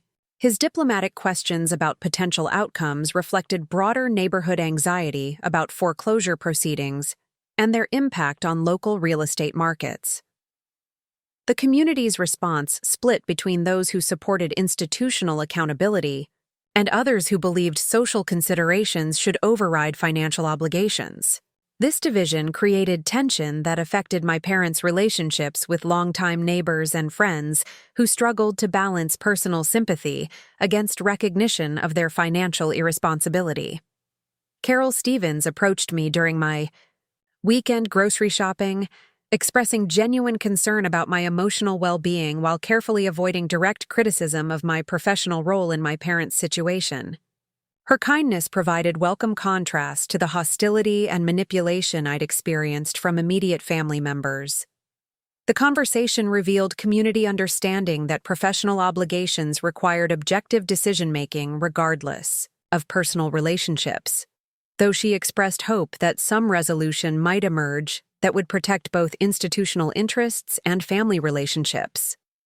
Her realistic assessment of the situation demonstrated greater wisdom than my parents had shown throughout their crisis. The Department of Children and Family Services scheduled formal hearings to review Kevin and Lily's placement status, with particular focus on household stability and the foster family's capacity to provide appropriate care during ongoing financial and legal stress. Ms. Walsh's professional assessment would determine whether continued placement remained in the children's best interests. Linda's hysterical phone call about the upcoming hearing revealed her awareness that losing foster care status would eliminate both the children she'd claimed to love and the monthly stipends that had provided minimal financial support. Her focus on bureaucratic procedures rather than the children's emotional needs demonstrated how completely self-interest had replaced genuine concern for their welfare. The hearing process would examine not only immediate housing security, but also the emotional environment and stress levels that affected children's daily experiences in the foster home. Professional evaluation would assess whether my parents' crisis had created circumstances detrimental to healthy development and emotional stability. Kevin's behavior at school had reportedly become increasingly anxious and withdrawn, with teachers noting attention problems and emotional outbursts that suggested awareness of adult stress, despite attempts to shield children from household problems. These professional observations would weigh heavily in placement decisions, regardless of my parents' claims about providing loving care. Lily's regression in behavioral development, including return to bedwetting and separation anxiety, provided additional evidence that household stress was affecting children's emotional well-being in ways that compromised their developmental progress and psychological health. The documentation supported concerns about placement stability and appropriateness. The social worker's preliminary assessment emphasized that successful foster care required stable environments where children could focus on healing and growth, rather than worrying about adult problems or household security. My parents' situation had clearly deteriorated beyond acceptable parameters for continued placement, regardless of their emotional attachment to the children. Marcus Morrison's legal strategy shifted toward delay tactics and procedural challenges designed to postpone foreclosure proceedings while hoping for miraculous intervention or institutional accommodation that would address his client's financial obligations without realistic foundation. His reputation for creative legal arguments reflected desperate circumstances requiring innovative approaches to hopeless situations. The bank's legal team, led by Walker, maintained confidence in our position while preparing for extended proceedings that might involve multiple appeals and procedural complications. Their experience with defended foreclosure cases provided realistic timeline estimates and strategic recommendations for protecting institutional interests throughout the process. Discovery motions filed by my parents' attorney sought detailed information about bank policies, decision-making processes, and my role in their case evaluation. These fishing expeditions reflected attempts to find procedural irregularities or conflicts of interest that might create grounds for challenging foreclosure proceedings through technical objections. Walker's assessment of potential discovery issues confirmed that all procedures had followed established protocols and regulatory requirements, providing strong foundation for defending against procedural challenges or allegations of inappropriate influence. The documentation supported consistent application of institutional policies regardless of personal relationships. The depositions scheduled for bank personnel, including myself, would require careful preparation and coordination with legal counsel to ensure appropriate responses that protected both institutional interests and personal privacy while maintaining professional credibility under potentially hostile questioning designed to create conflicts or contradictions. My preparation for deposition included comprehensive review of all documentation and communication related to the Thompson case, ensuring complete familiarity with timelines, procedures, and decision-making criteria that supported professional recommendations and institutional actions. The process required careful attention to detail and precise language that would withstand legal scrutiny. Patricia's coaching about deposition procedures emphasized the importance of truthful, concise responses that avoided speculation or personal opinions while focusing on factual information and professional assessments based on established criteria. Her experience with legal proceedings provided valuable guidance for navigating potentially contentious questioning. The media coverage continued with investigative reports, examining broader issues about foster care financial requirements and institutional responsibilities regarding mortgage enforcement. These stories shifted focus away from my parents' individual situation toward systematic analysis of policies and procedures that affected multiple families and community resources. Financial experts interviewed for television segments emphasized the mathematical realities underlying successful foster care and the importance of realistic financial planning before undertaking expanded household responsibilities. Their analysis supported institutional decision-making, while providing educational context about complex economic factors affecting family stability. Community forums organized by local social service agencies addressed questions about foster care requirements and support systems available for families considering placement responsibilities.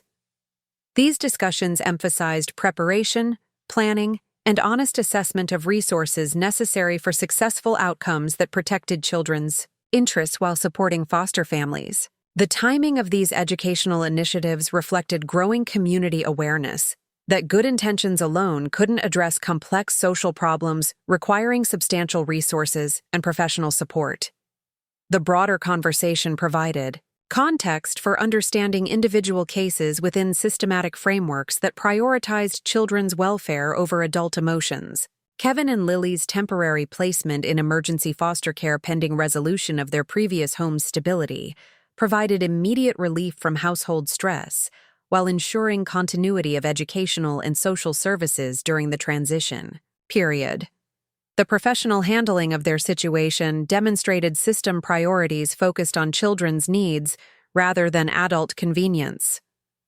Linda's collapse upon learning about the children's removal required medical intervention and psychiatric evaluation that revealed the extent of her emotional investment in maintaining control over circumstances beyond her influence. The professional assessment addressed both immediate mental health concerns and longer-term implications for her stability and judgment. Robert's more stoic response to losing the children reflected different coping mechanisms while revealing his growing recognition that their situation had deteriorated beyond recovery through normal family resources or community support. His questions about practical next steps suggested dawning acceptance of mathematical realities they'd previously denied. The empty bedrooms at 1247 Maple Street stood as silent testimony to the consequences of poor planning and unrealistic assumptions about their capacity to expand family responsibilities without adequate preparation. The carefully decorated children's spaces now served as expensive reminders of good intentions overwhelmed by practical limitations. David Morrison's offer to help with yard maintenance and property security reflected neighborhood concern about vacant housing and declining property values as foreclosure proceedings continued toward inevitable conclusion. His practical assistance demonstrated community understanding that individual tragedies affected broader neighborhood stability and real estate markets. The auction date announced in legal notices established final timeline for resolution of my parents' housing situation through either last-minute payment of all arrearages or completion of forced sale proceedings that would transfer property ownership to satisfy mortgage obligations. The mathematical certainty provided clarity about outcomes regardless of emotional appeals or legal maneuvering. Walker's preparation for auction proceedings included coordination with real estate professionals, title companies, and court officials to ensure smooth completion of legal requirements while protecting institutional interests throughout the process. His experience with foreclosure sales provided confidence about procedural compliance and successful resolution. The appraisal process for establishing minimum auction price reflected current market conditions and property values that would protect the bank's interests while providing fair opportunity for competitive bidding. Professional assessment confirmed adequate equity margins that would likely satisfy mortgage obligations plus legal costs and fees. My parents' final desperate attempt to contact me directly occurred outside the bank, creating public scene that required security intervention and formal documentation of inappropriate behavior that violated previous warnings about professional boundaries and workplace harassment. Their emotional breakdown demonstrated complete abandonment of rational problem-solving in favor of public manipulation attempts. Tyler's immediate arrival at the bank following security notification provided personal support while documenting the extent of family pressure and inappropriate behavior that had escalated beyond reasonable limits. His presence ensured appropriate witness testimony if legal protection became necessary against continued harassment or threats. The restraining order petition filed through Walker's office established legal boundaries protecting both my workplace, safety, and professional responsibilities from continued family interference that threatened institutional operations and employee security. The documentation supported necessary legal protections while maintaining focus on professional obligations rather than personal conflict. Patricia's emergency meeting with senior management addressed institutional responses to family pressure and media attention, while ensuring continued support for appropriate professional decision-making regardless of external manipulation or community pressure. The conversation reinforced institutional backing for consistent policy application and employee protection.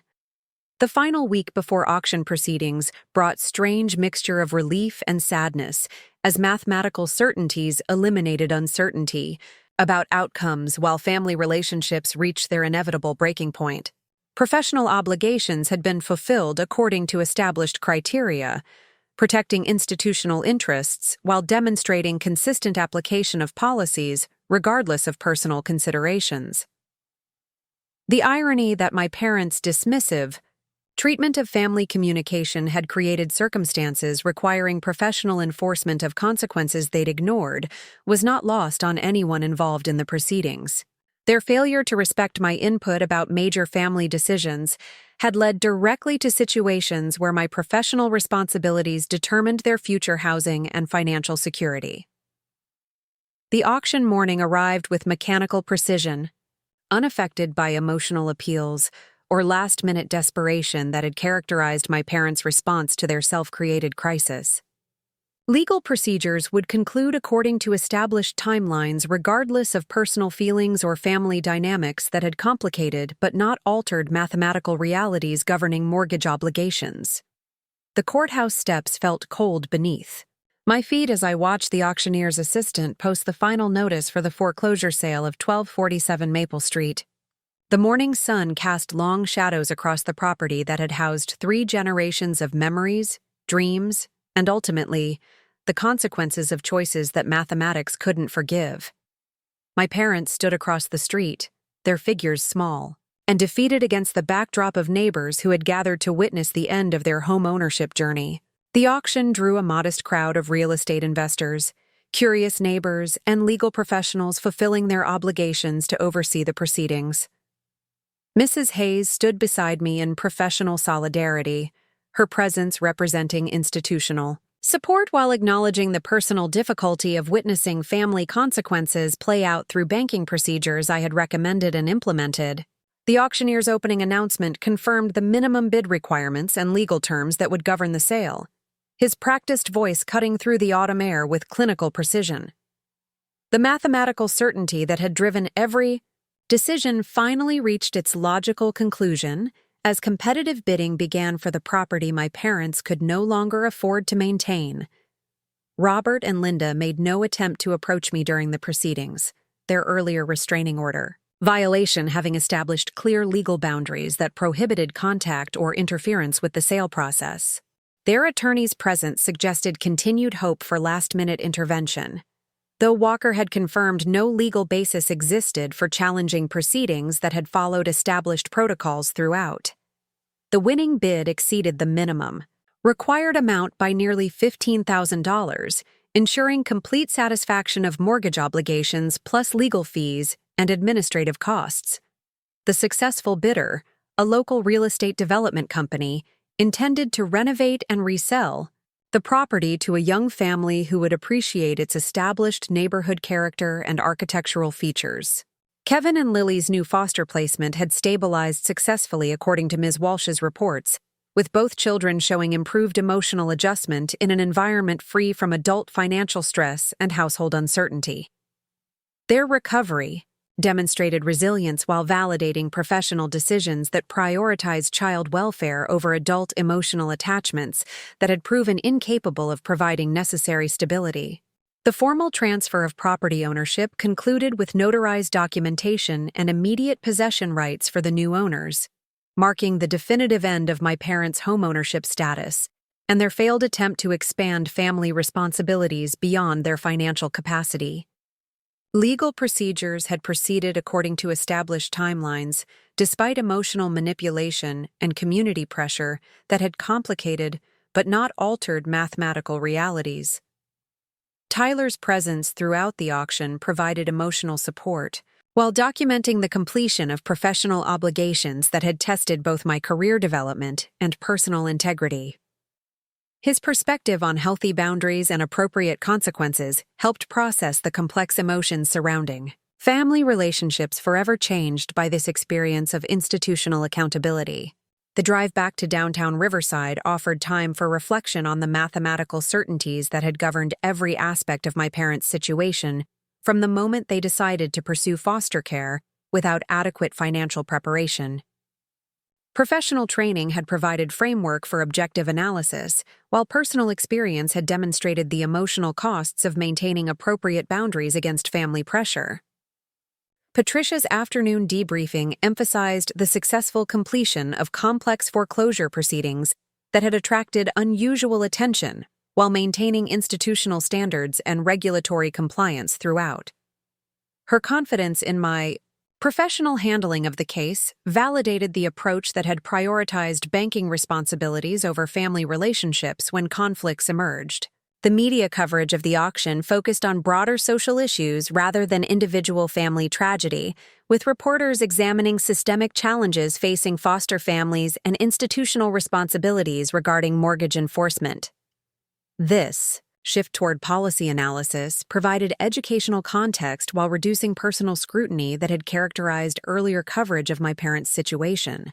Community response to the foreclosure reflected growing understanding of the mathematical realities underlying successful foster care and the importance of realistic financial planning before undertaking expanded household responsibilities. Educational initiatives organized by social service agencies emphasized preparation and honest resource assessment rather than emotional enthusiasm alone. David Morrison's conversation during my evening walk through the old neighborhood revealed his relief that property values and community stability had been protected through appropriate legal procedures, though he expressed continued concern for my parents' future housing and financial prospects. His perspective reflected broader neighborhood recognition that institutional accountability served everyone's long-term interests. The apartment search that Robert and Linda now faced would be complicated by their damaged credit history, limited income, and previous foreclosure that would restrict rental options within their budget constraints. The practical consequences of their financial decisions would continue affecting their daily lives long after the emotional drama had subsided into mundane realities. Carol Stevens approached me at the grocery store to express genuine sympathy for the family situation while acknowledging that professional obligations had required difficult decisions that ultimately protected institutional integrity and community standards. Her understanding provided welcome validation from someone who had observed the entire situation develop over months of escalating crisis.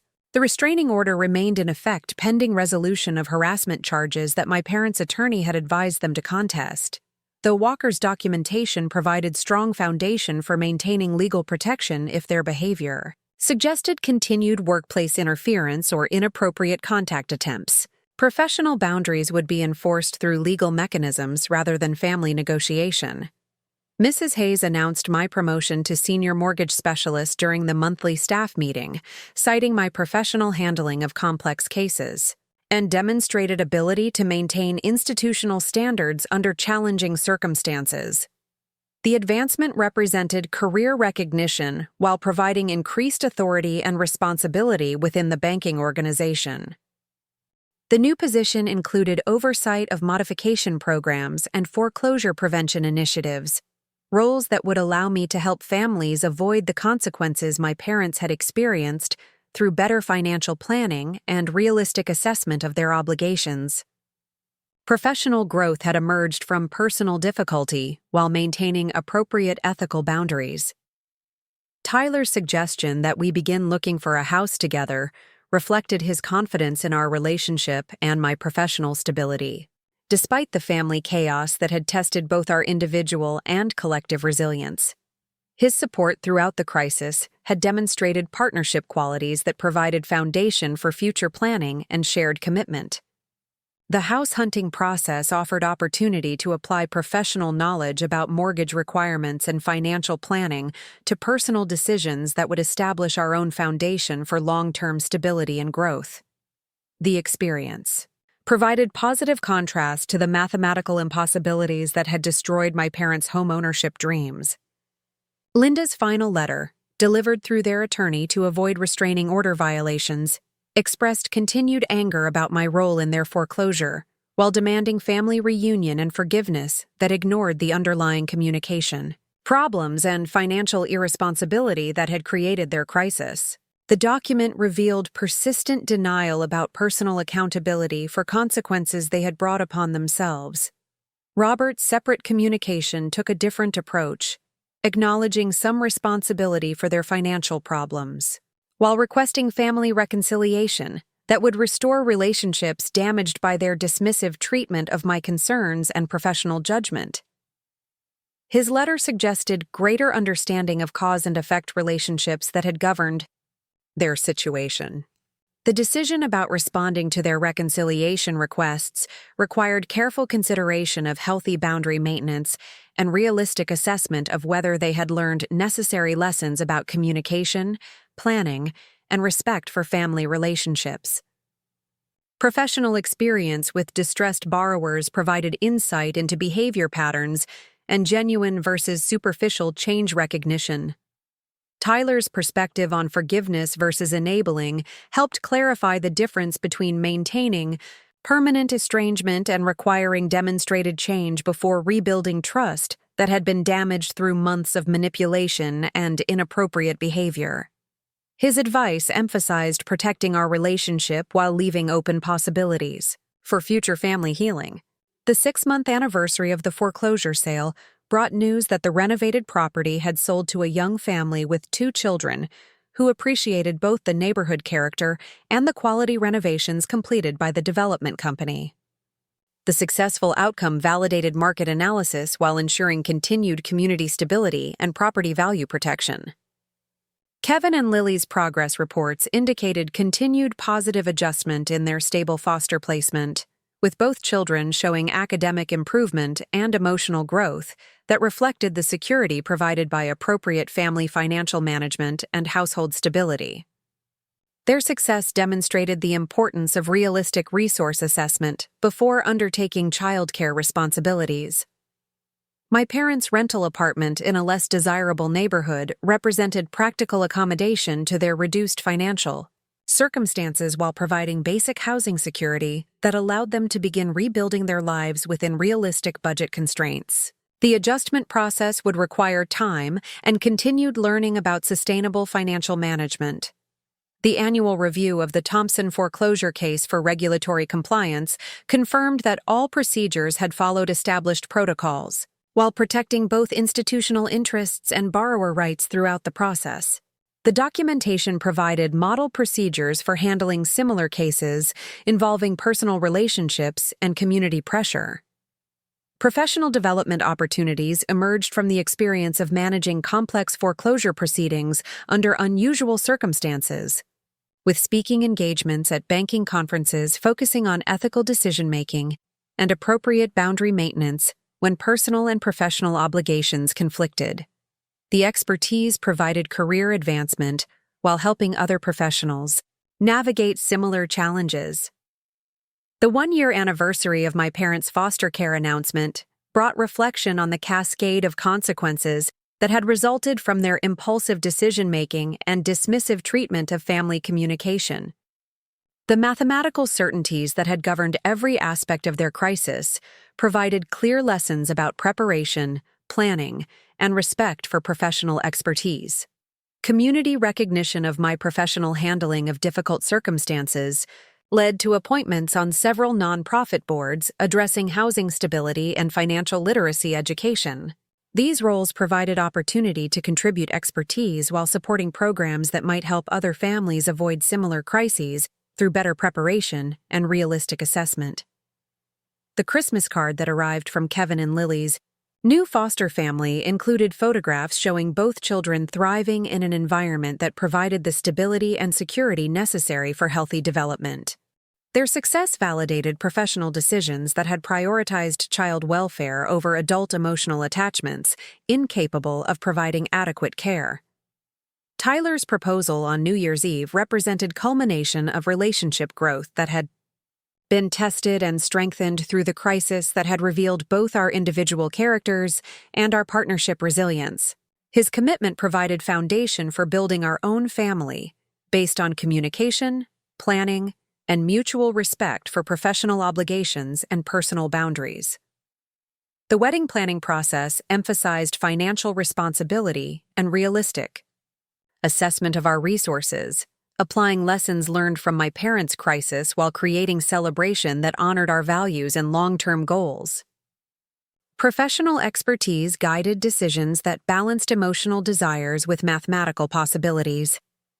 Mrs. Hayes's retirement announcement included recommendation that I be considered for her position as department manager, citing my demonstrated leadership during difficult circumstances and commitment to institutional standards that transcended personal considerations. The opportunity represented significant career advancement earned through professional integrity under challenging conditions. The final encounter with my parents occurred at Tyler's and my engagement party, where their unexpected appearance created momentary tension that resolved through civil conversation, acknowledging mutual respect for boundaries and professional responsibilities. Their presence suggested acceptance of consequences while maintaining hope for eventual family reconciliation based on healthier communication patterns. Robert's congratulations included acknowledgement of my professional success and personal happiness while expressing regret about the communication failures that had damaged family relationships during their crisis.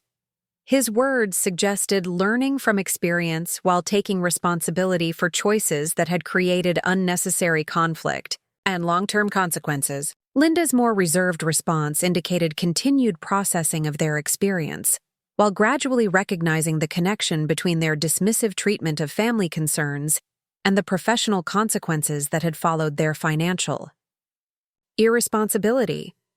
Her presence represented progress toward accepting accountability for adult decisions and their mathematical realities.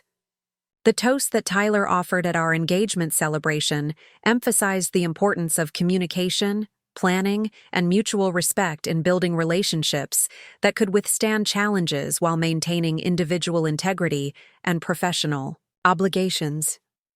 His words provided framework for understanding both personal growth and institutional responsibility. Looking back on the year that had transformed family relationships and professional development, the mathematical certainties that had governed every decision provided clear validation of institutional policies designed to protect both borrowers and lenders through consistent application of financial criteria. Personal feelings couldn't override mathematical realities, but professional integrity could preserve opportunities for future healing based on demonstrated change and mutual respect. The house that Tyler and I eventually purchased represented financial responsibility and careful planning that honored both professional expertise and personal dreams within realistic budget constraints. Our foundation was built on communication, respect, and understanding that love required accountability, rather than enabling destructive patterns through emotional manipulation or avoidance of consequences. Up next, you've got two more standout stories right on your screen. If this one hit the mark, you won't want to pass these up. Just click and check them out.